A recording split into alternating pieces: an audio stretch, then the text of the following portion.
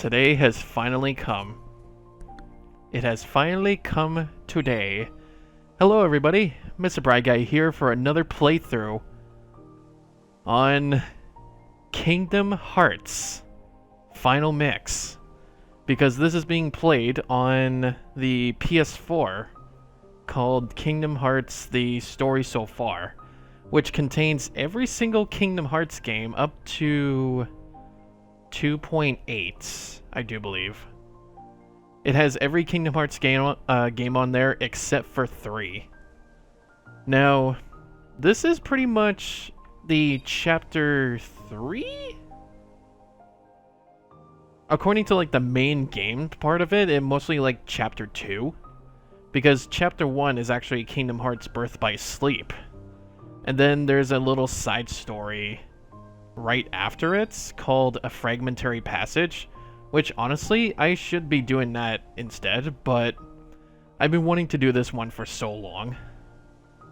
So I'm just gonna do this one, do a bunch of other main Kingdom Hearts games, and then see if I can get back to A Fragmentary Passage and understand that part. So if you guys are just tuning into this now and want to know the chronology of this entire Kingdom Hearts franchise, then I might suggest you go watch my playthrough of Birth by Sleep first, and then come here. Because so far into this series, this is the beginning. This is actually the first game that ever came out in Kingdom Hearts history. In fact, when did this first game came out? I have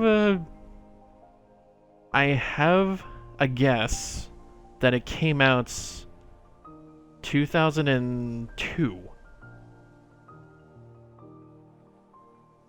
If I'm not mistaken. Did I say 2002? I was right.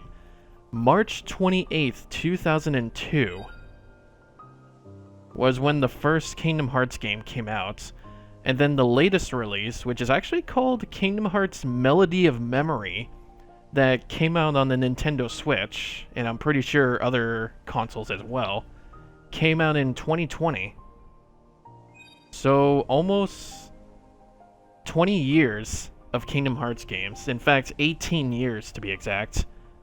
In fact, it's 19 years already. Man, next 2022 is going to be the 20th anniversary of this one. Anyways, without further ado, let us begin. So, let's see. And this is all final mix mode this is all final mix mode, which is going to have even more content than the original had back in 2002. So, probably like some more bosses to fight and some extra content. Would I want to do medium, beginning, or proud mode? A balance mode recommended for first timers. I'm gonna do normal. Camera settings, automatically rotate camera in the field. I'm gonna try auto first, and if it doesn't set the mind for me, then I'll switch it to manual, because it looks like it can be changed. I'll turn off the vibration. Now, I like to advise myself before I begin this. I know for a fact that every opening of every Kingdom Hearts game had some sort of soundtrack that can, easily demolish my YouTube. And by that I mean they have pieces of music that is insanely copyrighted. In fact, it actually happened on my playthrough of Birth by Sleep during a credits scene where it had some sort of music that actually blocked my video. So what I had to do was mute that section. And you just had to I just had to put a caption somewhere that said the game or the audio is muted, you have to skip to this point where it comes back again. So I'm gonna have to be extra careful about this because I know this intro has simple and clean on it, and that is heavily copyrighted. So I will unfortunately have to skip ahead after this.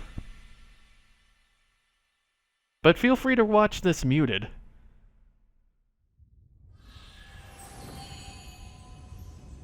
Still, I can't believe this is actually happening.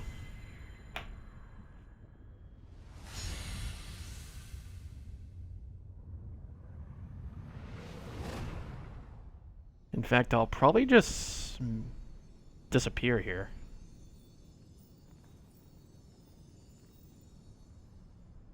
I've been having these weird thoughts lately.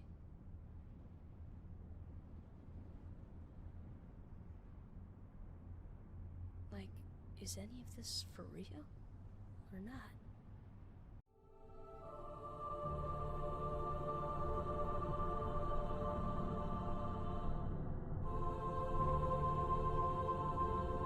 Actually, what am I talking about? I could just mute the game audio from this point on. So yeah. What's playing right now is Simple and Clean, which is one of the most heavily... Oh, hang on. I had the TV on for that. But I wanted to listen to the music. Anyways. No, Simple and Clean is like the most heavily copyrighted music in all of Kingdom Hearts' existence, as well as Sanctuary in Kingdom Hearts 2. And there's also one that happens in Kingdom Hearts 3 that's probably heavily copyrighted. So this part's gonna be muted until it gets back into the game. And I'll just, like, talk to you guys if I want to. Like, I have actually played this game before, but have not made it far into the game. I probably made it to like a couple of worlds into this game, but I probably stopped somewhere for some reason. I think my only gripe with this game, and I think a lot of people would agree too, is that this game's camera really confuses me because the gameplay for this is like, it's not like turn-based RPG, but it's like free-to-roam RPG combat. And the camera that follows the player, which is Sora, is so up close to his ass that you can't even see anywhere else. I'm kidding you not.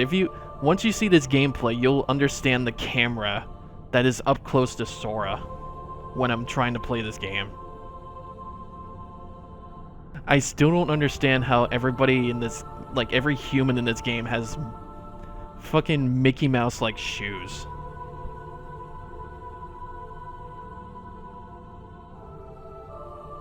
There's a bunch of birds flying around. I definitely do love the cinematics for this game too, or for this franchise too. It's pretty fucking clean.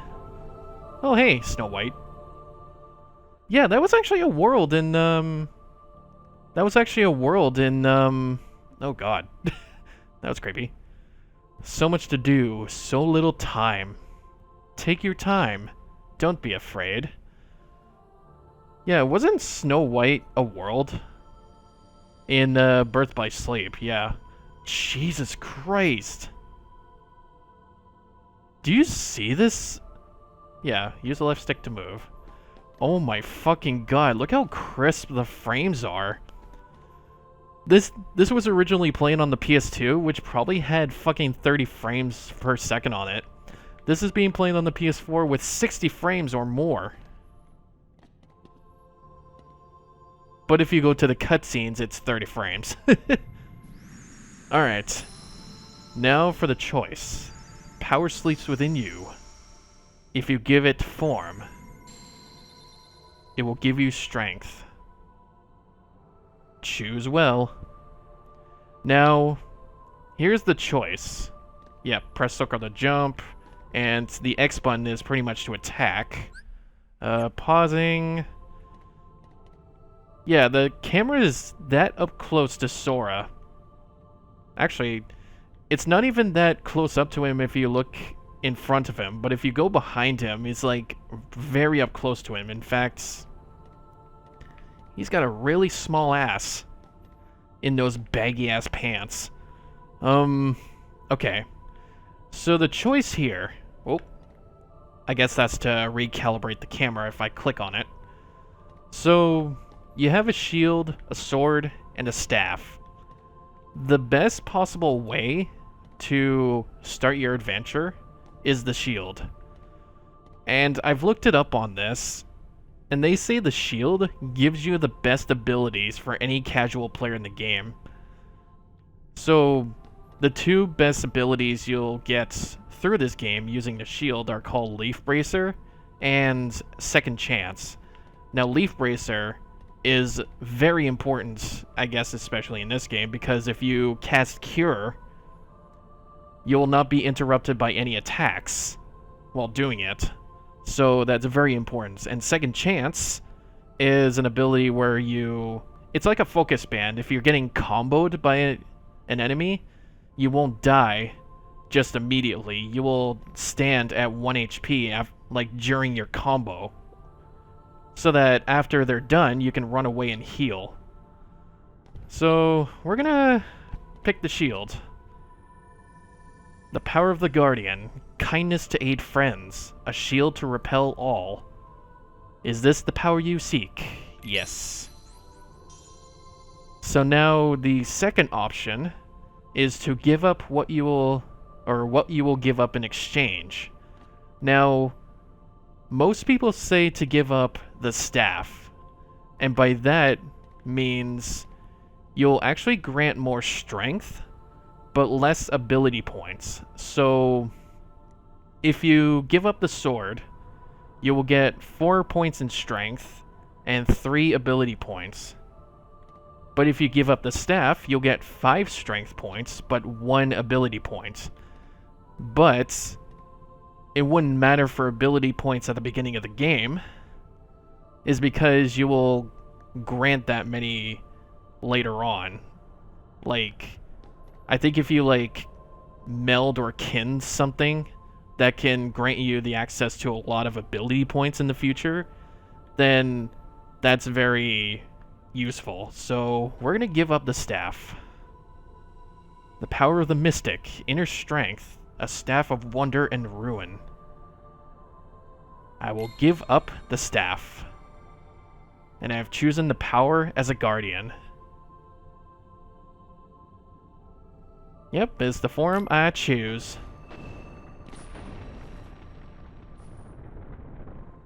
I also love too in these Kingdom Hearts cutscenes that... Oh, jeez. Maybe I should turn it down. Some of the cutscenes have the characters like Sora be so expressive with their faces, but then at some cutscenes it's like... Bap, bap, bap, bap, bap, bap, bap, bap. Oh, hey, look, Cinderella. That was also another world in fucking Birth by Sleep. I wonder if they're like... Yeah, I actually wonder if they're gonna show a lot of them. What am I gonna do with a fucking shield? Oh, right, you've got it. Use this power to protect yourself and others. The green, yep, hits your health. If you run out of HP, you got magic points. Pretty much an RPG. There will be times you have to fight. Keep your light burning strong. Hey, let's go. Those Heartless are actually pretty fucking huge compared to Sora. And you'll gain experience after beating them too. Why do you hold your shield like this, Sora? It's not like a fucking shield behind your back. Alright, different items can do different things, restore HP or magic. Now hopefully... Uh-oh. Behind you! Ah! Generally, you'll automatically target the nearest enemy. But you can lock into a specific target by pressing R1. Behind you! Ah! Just kidding.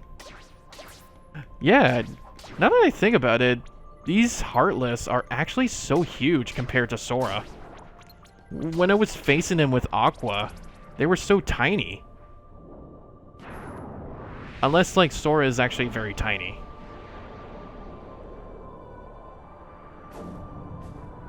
Oh no! I'm being sucked in! Ah! Let go! Let go of me! Yeah, see? His face is more expressive in this cutscene.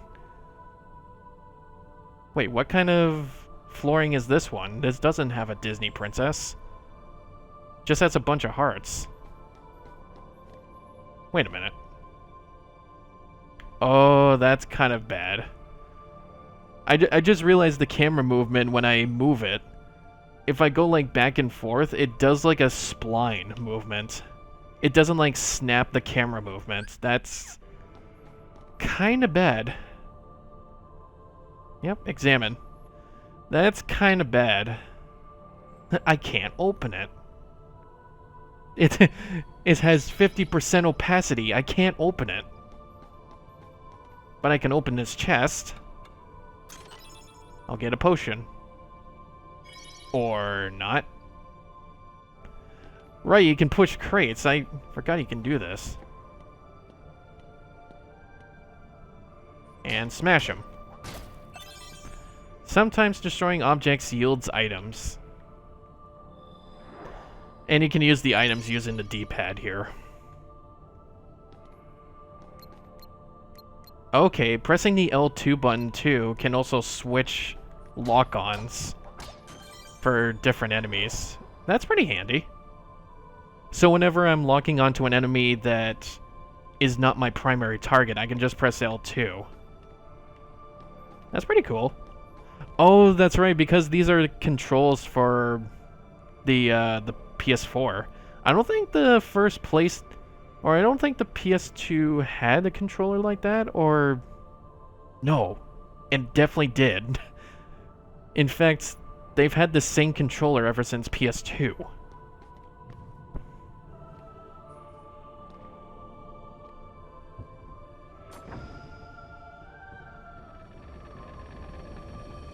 Whew. Well, hopefully I can get enough energy for a couple hours to play this game, because I've been wanting to do this for so long. Ah, here we go. The door won't open just yet. Tell me more about yourself. By talking to fucking Titus and Waka from Final Fantasy X. Now, if you guys don't remember my playthrough of Final Fantasy X HD, go check it out. It's pretty hilarious. In fact, it was probably a really good Final Fantasy game. I don't get what people were griping about with that one, but I had a really fun time playing it, to be honest. Now, this is also another option around here that changes up your game. So, picking the sword, shield, and staff determines your base stats when leveling up in the game. These three characters, and they'll ask questions about you, and the answer that you tell them determines how fast or slow your experience gets when leveling up. So, I guess in a primary example, and I'll probably have to go to the bathroom after this, picking the top answers makes you level up faster up to level 40, but after that it slows down. Choosing the middle question, or choosing the middle answers, will be a balanced experience pool. So that would be a primary or recommended option. And picking the lower options, or lowest answers, will slow down your experience up to level 40, but it will speed up afterwards.